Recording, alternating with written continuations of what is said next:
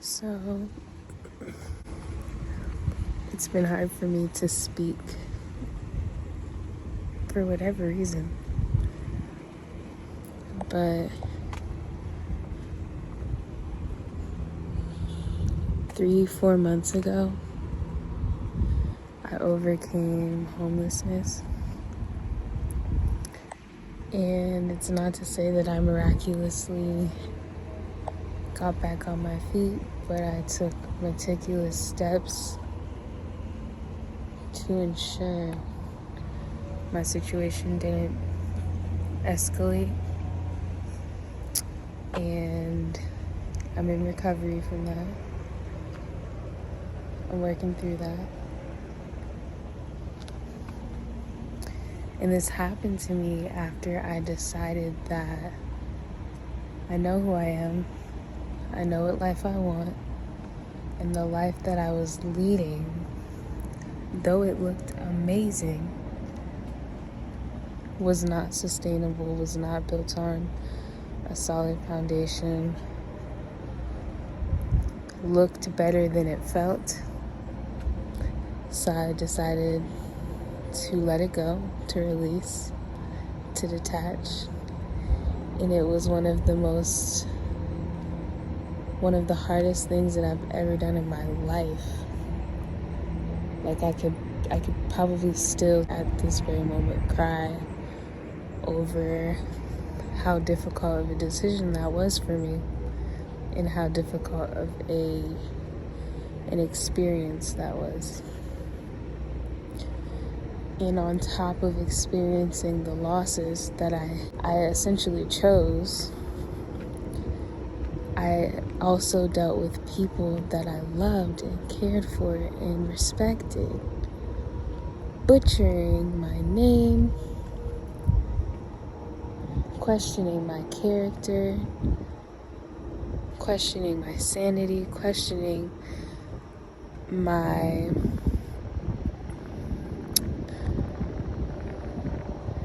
choices, my path,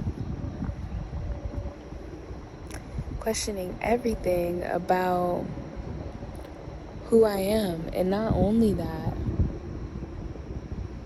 but passing along misinformation to other family members, creating this narrative. And this is nothing new, but I'm more aware of it now because I'm more aware. I'm more aware now. And like, it would be one thing if it was just family, but it's friends, it's coworkers, it's sometimes random strangers that you interact with throughout your day-to-day. And I've been like, why? Like, it is 1-something a.m. right now, and I am on my way back from a smoke session, sitting here wondering why this happened to me. And I've been neutral, and I've been not defensive, but articulate about how these actions and miscommunications have made me feel, how I have yet to be met with the grace, compassion, care, nurturing that I desire after experiencing a traumatic life event. And I know for the past, like, the whole time that I was in this stage of my life, this struggle, this season of hardship, all I was asking God for was relief. All I could say was, please God, relieve me, relieve me, relieve me, relieve me. I have journal entries asking to be relieved. I reached out to family member after family member asking for shelter, asking for assistance, and that situation taught me so much about how I'll never be in that situation again, but also how, like, on the rare chance that you find yourself in a terrible situation unexpectedly, the people that you love and care for are not on a contract to stick around during that time, during those moments. As disappointing as it can be, and it teaches you how to stand on your own too, firmly and decisively, and to remember exactly who you are, and to really full throttle pursue that without limitation. Because sometimes all that judgment and all that noise can be limiting to the mind. I started to question everything. I started to really doubt my journey up until this point, and now we have this strawberry new moon. And I'm like, nah, fuck that. Fuck that. Everybody who's ever betrayed me is somebody that I loved and cared about, because in order for you to hurt me in that way, I had to have built relationship with you.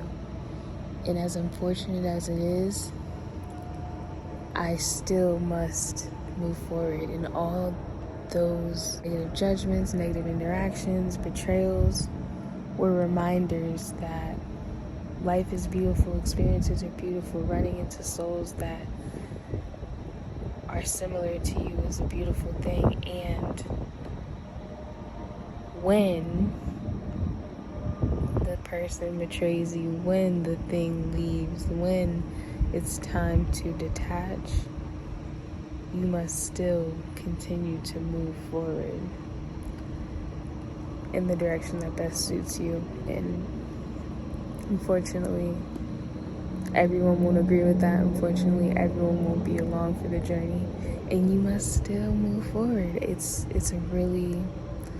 like taking one of those chalky ass vitamins that nobody likes. It's a really hard pill to swallow, but yeah, the betrayals low-key are like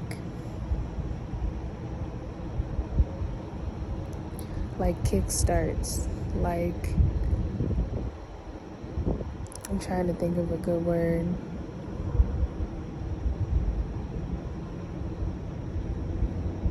Like catapults. They just can kind of elevate you into the next phase without knowing. And sometimes that looks like pain first. Sometimes that looks like discomfort. Sometimes that looks like receiving ridicule and negativity and transmuting that into something beautiful.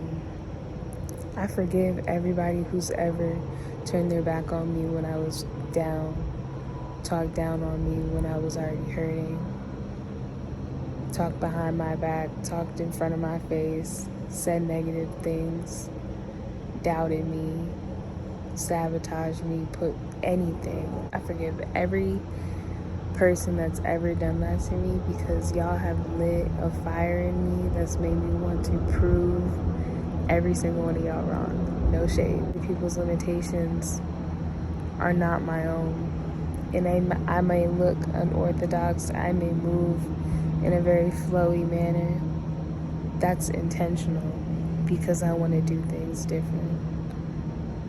So if you too are doing things different, if you too find yourself on the receiving end of this hostile behavior, these spiritual attacks, just know that it's not only a sign that you should keep going, but it's definitely a sign that you should go harder and do what you got to do to block out the noise.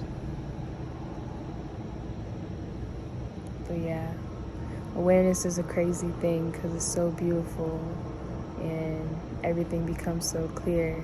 But everything becomes so clear and you become aware of a lot and you notice a lot, and that can be a challenging hurdle to overcome on the journey to just living a better life. becoming more in tune with your higher self. I just feel like I deserve that shit, so I guess I'll just have to be on the receiving end until further notice. But I'm praying for you. We all gonna pray for the people that are purposely standing in the way of someone else's greatness.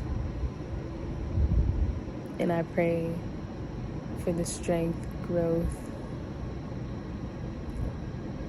of everyone who's watching this, because your girl has had to overcome some shit, and I know I'm here to help other people overcome some shit. So thought I would share. But happy new moon, full moon, new moon, whichever one it is. All right.